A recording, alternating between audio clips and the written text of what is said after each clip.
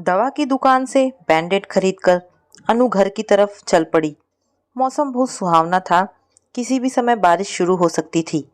ठंडी हवा के झोंकों ने उसके तन मन को तरोताजा कर दिया। कोठी तक पहुंचने में उसे करीब 15 मिनट लगे। अंदर घुसते ही उसकी सास संगीता जी ने उसे आवाज देकर अपने कमरे में बुला लिया। अनु, तुम कहाँ चली गई थी? संगीता जी नाराज और परेशान नजर आई। मम्मी जी, केमिस्ट से बैंडेड लाने गई थी। अनु डहरी सहमी बोली। सेब काटते हुए चाकू से उंगली कट गई थी। देखो, सेब काट कर देने का काम विमला का है। हमारी सेवा करने की वह पगार लेती है। उसका काम खुद करने की आदत तुम्हें छोड़नी चाहिए। जी। सास की कही बातों के समर्थन में अनु के मुंह से इतना ही निकला। बैंडेड लाने इतनी दूर तुम पैदल क्यों गई? क्या ड्राइवर रमेश ने कार से चलने की बात तुमसे नहीं कही थी? कही थी, पर दवा की दुकान है ही कितनी दूर। मैंने सोचा कार से जाने की अपेक्षा पैदल जाकर जल्दी लौट आऊंगी। अनु ने सफाई दी। इस घर की बहू हो तुम। अनु, किसी काम से बाहर निकलो तो कार से जाओ। वैसे खुद काम करने की आदत अब छोड़ दो। जी। अनु और कुछ ना बोल सकी। मैं समझती हूँ कि तुम्हें मेरी इन बातों में खास वजन नजर नहीं आता, क्योंकि तुम्हारे मायके में कोई इस तरह से व्यवहार नहीं करता। लेकिन अब तुम मेरे कहे अनुसार चलना सीखो। हर काम हमारे ऊंचे स्तर के अनुसार करने की आदत डालो। और सुनो, माया के साथ डॉक्टर शर्मा के क्लिनिक पर जाकर अपनी उंगली दिखा लेना। मम्मी जी, जख्म ज़्यादा गहरा? ठीक है, मैं चली जाऊंगी। अपनी सास की पैनी नज़रों से घबराकर अनु ने उनकी हाँ में हाँ मिलाना ही ठीक समझा। जाओ, नाश्ता कर लो और सारा काम विमला से ही कराना। अपनी सास के कमरे से बाहर आकर अनु विमला को सिर्फ चाय लाने का आदेश देकर अपने शयन कक्ष में चली आई।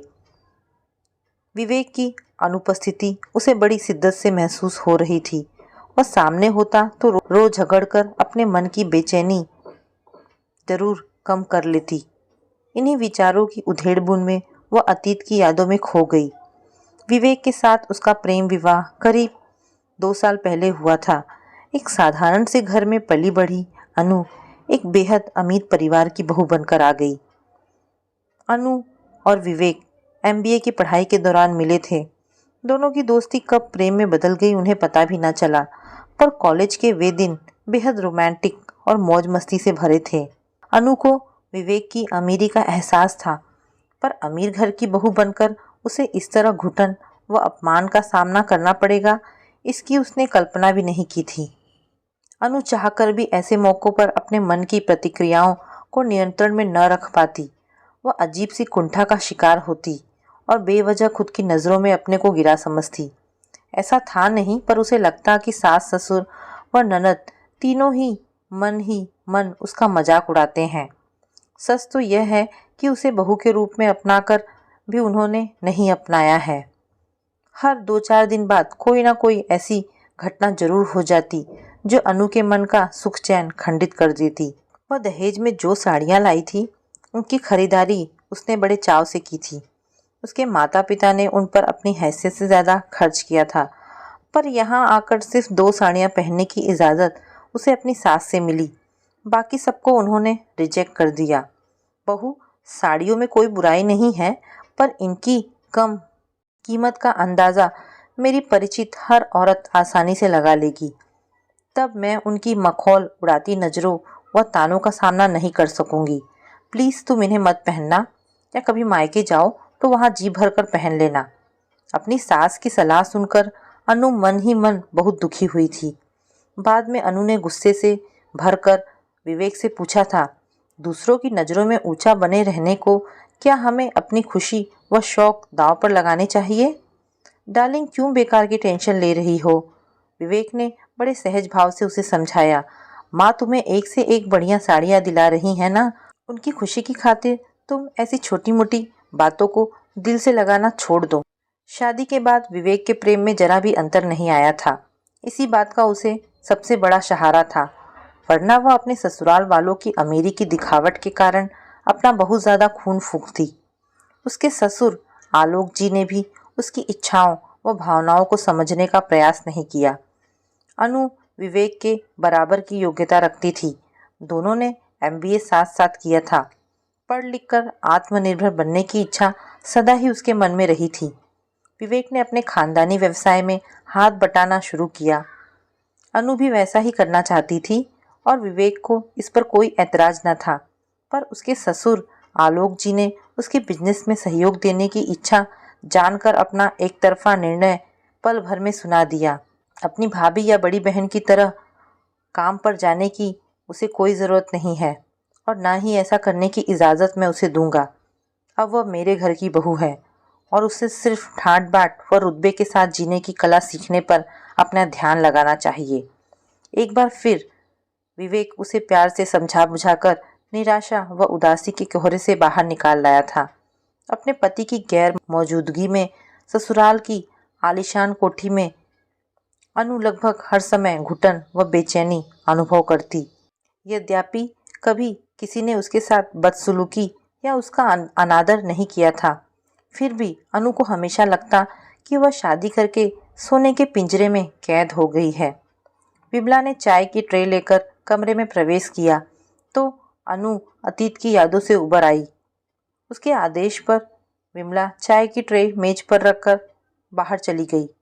खराब मूड के चलते अनु ने कमरे में रखे स्टील के गिलास में चाय बनाई, क्योंकि ठंडे मौसम में स्टील के गिलास में चाय पीने का उसका शौक वर्षों पुराना था। पहली दफ़ा उसकी सास ने उसे स्टील के गिलास में चाय पीते देखकर फौरन टोका था। बहू, वैसे तो चाय गिलास में भी पी जा सकती है। अपने मायके में तुम ऐसा करती ही रही हो, पर यहाँ की बात और है। अच्छा रहेगा कि विमला चाय की ट्रे सजा कर लाए और तुम हमेशा कप प्लेट में ही चाय पीने की आदत बना लो। आज बैंडेड वाली घटना के कारण अनु के मन में विद्रोह के भाव थे, तभी उसने चाय गिलास में तैयार की और ऐसा करते हुए उसे अजीब सी शांति महसूस हो रही थी। विवेक फैक्ट्री के काम से 3 दिन के लिए इंदौर गया था। उसकी गैर मौजूदगी में अनु की व्यस्तता बहुत कम हो गई। चाय पीने के बाद उसने कुछ देर आराम किया। फिर उठने के बाद वो अपने भैया के घर जन्मदिन पार्टी में शामिल होने दिल्ली जाने की तैयारी में लग गई। संगीता जी को जब पता चला कि बहू दिल्ली जाने की तैयारी कर रही है तो यह सोचकर वह भी पति आलोक सहित बहू के साथ हो ली कि रास्ते में अपनी बहन शिमला से मिल लेगी। मम्मी पापा और भाभी को जाता देखकर माया भी उन लोगों के साथ हो ली। संगीता जी की बड़ी बहन शिमला की कोठी ऐसे इलाके में थी जहाँ का विकास अभी अच्छी तरह से नहीं हुआ था। रास्ता काफ़ी खराब था। सड़क पर प्रकाश की उचित व्यवस्था भी नहीं थी। ड्राइवर रमेश को कार चलाने में काफ़ी कठिनाई हो रही थी। संगीता जी जब अपनी बहन के घर पहुंची तो पता चला कि उनका लगभग पूरा परिवार एक विवाह समारोह में भाग लेने गाजियाबाद गया हुआ था। घर में शिमला की छोटी बेटी डॉली और नौकर रामू मौजूद थे। डॉली ने जिद करके उन्हें चाय पीने को रोक लिया। उन्हें वहां पहुंचे अभी 10 मिनट भी नहीं बीते थे कि अचानक हवा बहुत तेजी से चलने लगी और बिजली चली गई। मैं मोमबत्तियां लाती हूँ, कहते हुए डॉली रसोई की तरफ चली गई। लगता है बहुत ज़ोर से बारिश आएगी। आलोक जी की आवाज़ चिंता से भर उठी। मौसम का जायजा लेने के इरादे से आलोक जी उठकर बाहर बरामदे की दिशा में चले। कमरे में घुप अंधेरा था, सो वह टटोलते टटोलते आगे बढ़े। तभी एक चूहिया उनके पैर के ऊपर से गुजरी। वह घबराकर उछल पड़े।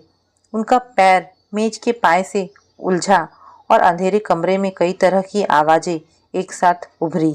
मेज पर रखा शीशे का गुलदान छनाक की आवाज़ के साथ फर्श पर गिरकर टूट गया। आलोक जी का सिर सोफे के हत्थे से टकराया।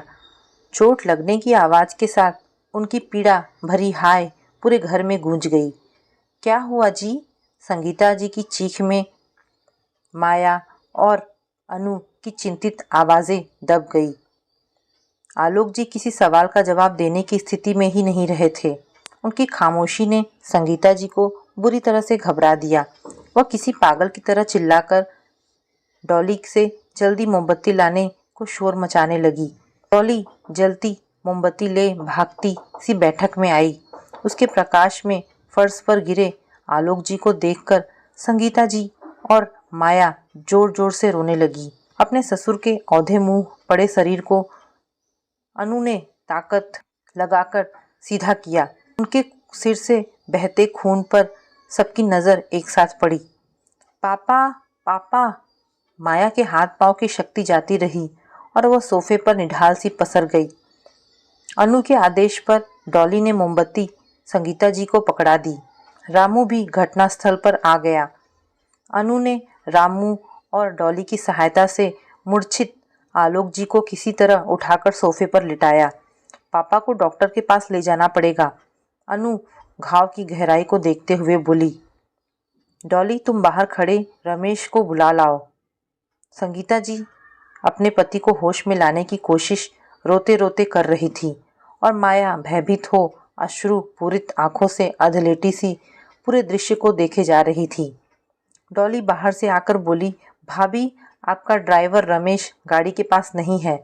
मैंने तो आवाज़ भी लगाई लेकिन उसका मुझे कोई जवाब नहीं मिला। मैं देखती हूँ। मम्मी, आप हथेली से घाव को दबाकर रखिए।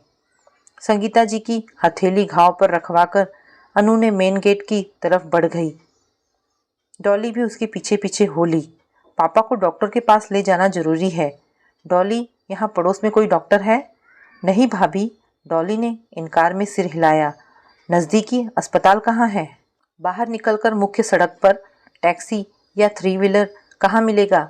मेन रोड पर। चल मेरे साथ। कहाँ भाभी?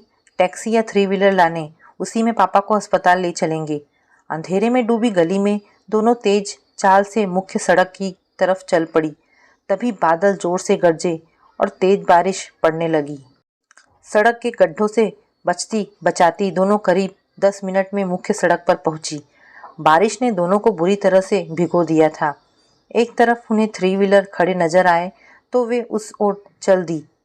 अनु ने 3 व्हीलर के अंदर बैठते हुए ड्राइवर से कहा, भैया अंदर कॉलोनी में चलो, एक मरीज को अस्पताल तक ले जाना है। कौन से अस्पताल? ड्राइवर ने रूखे स्वर में पूछा। किसी भी पास के सरकारी अस्पताल में ले चलना है। अब जरा जल्दी चलो, अंदर सड़क बड़ी खराब है मैडम। रिक्शा चल जाएगा, किसी और को ले जाओ। मैडम, मौसम बेहद खराब है। बहन जी, आप मेरे रिक्शे में बैठिए, एक सरदार ड्राइवर ने उनकी बातचीत में हस्तक्षेप करते हुए कहा। धन्यवाद भैया, अनु ने डॉली के साथ रिक्शे में बैठते हुए कहा। सरदार जी सावधानी से रिक्शा चलाने के साथ साथ उन दोनों का हौसला भी अपनी बातों से बढ़ाते रहे। घर पहुंचने के बाद वह उन दोनों के पीछे पीछे बैठक में भी चले आए।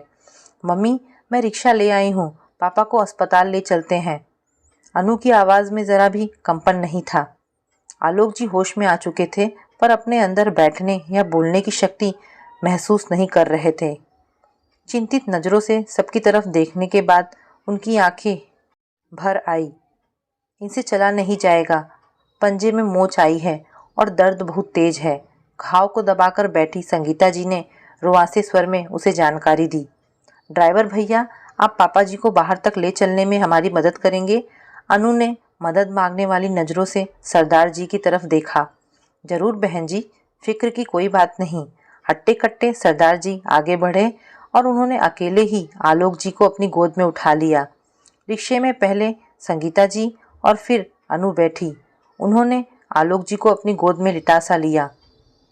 सरदार जी ने डॉली और माया को पास के सरकारी अस्पताल का रास्ता समझाया और रमेश के लौटने पर कार अस्पताल लाने की हिदायत देकर रिक्शा अस्पताल की तरफ मोड़ दिया। बिजली की कौंध व बादलों की गड़गड़ाहट के साथ तेज बारिश थमी नहीं थी। मुख्य सड़क के किनारे बने छोटे से सरकारी अस्पताल में व्याप्त बद इंतजामी का सामना उन्हें पहुंचते ही करना पड़ा। वहां के कर्मचारियों ने खस्ता हाल स्ट्रेचर सरदार जी को मरीज लाने के लिए थमा दिया। अंदर आपातकालीन कमरे में डॉक्टर का काम 2 कंपाउंडर कर रहे थे। डॉक्टर साहब अपने बंद कमरे में आराम फरमा रहे थे। डॉक्टर को बुलाने की अनु की प्रार्थना का कंपाउंडरों पर कोई असर नहीं पड़ा तो वह एकदम से चिल्ला पड़ी। डॉक्टर यहाँ सोने आते हैं या मरीजों को देखने? मैं उठाती हूँ उन्हें। और इसी के साथ अनु डॉक्टर के कमरे की तरफ चल पड़ी। कंपाउंडर ने अनु का रास्ता रोकने की कोशिश की तो सरदार जी उसका हाथ पकड़कर बोले, बादशाहो, इन बहन जी से उलझे तो जेल की हवा खानी पड़ेगी। ये पुलिस कमिश्नर की रिश्तेदार हैं। इंसान की पर्सनैलिटी देखकर उनकी हैसियत का अंदाज़ा लगाना सीखो और अपनी नौकरी को खतरे में डालने से बचाओ। एक ने भागकर अनु के पहुंचने से पहले ही डॉक्टर के कमरे का दरवाज़ा खटखटाया। डॉक्टर ने नाराज़गी भरे अंदाज में दरवाज़ा खोला। कंपाउंडर ने उन्हें अंदर ले जाकर जो समझाया उसके प्रभाव में आकर डॉक्टर की नींद हवा हो गई और वह आलोक जी को देखने चुस्ती से कमरे से बाहर निकल आया। डॉक्टर को जख्म सिलने में आधे घंटे से ज़्यादा का समय लगा। आलोक जी के पैर में एक कंपाउंडर ने कैरब बैंडेज बड़ी कुशलता से बांध दिया, दूसरे ने दर्द कम करने का इंजेक्शन लगा दिया। मुझे लगता नहीं कि हड्डी टूटी है, पर कल इनके पैर का एक्सरे करा लेना। दवाइयाँ मैंने पर्चे पर लिख दी है, इन्हें 5 दिन तक खिला देना। अगर हड्डी टूटी निकली तो प्लास्टर चढ़ेगा। माथे के घाव की पट्टी 2 दिन बाद बदलवा लीजिएगा। डॉक्टर ने बड़े अदब के साथ सारी बात समझाई। तभी रमेश, डॉली और माया वहां आ पहुँचे। माया अपने पिता की छाती से लगकर रोने लगी। रमेश ने संगीता जी को सफाई दी। साहब ने कहा था कि घंटे भर बाद चलेंगे। मैं सिगरेट लाने को दुकान ढूंढने निकला तो ज़ोर से बारिश आ गई। मुझसे गलती हुई, मुझे कार से दूर नहीं जाना चाहिए था। स्ट्रेचर पर लिटाकर दोनों कंपाउंडर आलोक जी को कार तक लाए। अनु ने उन्हें इनाम के तौर पर 50 रुपये संगीता जी से दिलवाया। सरदार जी तो किराए के पैसे ले ही नहीं रहे थे। अपनी इस छोटी बहन की तरफ से उसके भतीजे भतीजियों को मिठाई खिलवाना। भैया, अनु के ऐसा कहने पर ही भावुक स्वभाव वाले सरदार जी ने बड़ी मुश्किल से 100 रुपये का नोट पकड़ा। विदा लेने के समय तक सरदार जी ने अनु के हौसले व समझदारी की प्रशंसा करना जारी रखा। इसी तरह का काम लौटते समय डॉली भी करती रही। वह इस बात से बहुत प्रभावित थी कि अंधेरे और बारिश की चिंता न कर अनु भाभी निडर भाव से रिक्शा लाने निकल पड़ी थी। डॉली को उसके घर छोड़कर वह सब वापस लौट पड़े। सभी के कपड़े खराब हो चुके थे। आलोक जी को आराम करने की जरूरत भी थी। उस रात सोने जाने से पहले संगीता जी और माया अनु से मिलने उसके कमरे में आई। बहू, आज तुम्हारी हिम्मत और समझ बूझ ने बड़ा साथ दिया। हमारे तो उनकी खराब हालत देखकर हाथ पैर ही फूल गए थे। तुम ना होती तो ना जाने क्या होता। अनु को छाती से लगाकर संगीता जी ने एक तरफ से उसे धन्यवाद दिया। भाभी, मुझे भी अपनी जैसे साहसी बना दो। अपने ढीलेपन पर मुझे शर्मिंदगी महसूस हो रही है। माया ने कहा, बहू, तुम्हारे सीधे साधे व्यक्तित्व की खूबियाँ हमें आज देखने को मिली। मुसीबत के समय हम माँ बेटी की सतही चमक धमक फीकी पड़ गई। हम बेकार तुम में कमियाँ निकालते थे। जीवन की चुनौतियों व संघर्षों का सामना करने का आत्मविश्वास तुम्ही में ज़्यादा है। तुम्हारा इस घर की बहू बनना हम सबके लिए सौभाग्य की बात है। भावुक नज़र आ रही संगीता जी ने एक तरफ से अपने अतीत के रूखे व्यवहार के लिए अनु से माफ़ी मांगी। तो दोस्तों, ये कहानी यहाँ पर समाप्त होती है। आपको ये कहानी कैसी लगी मुझे कमेंट करके अवश्य बताएं। धन्यवाद दोस्तों।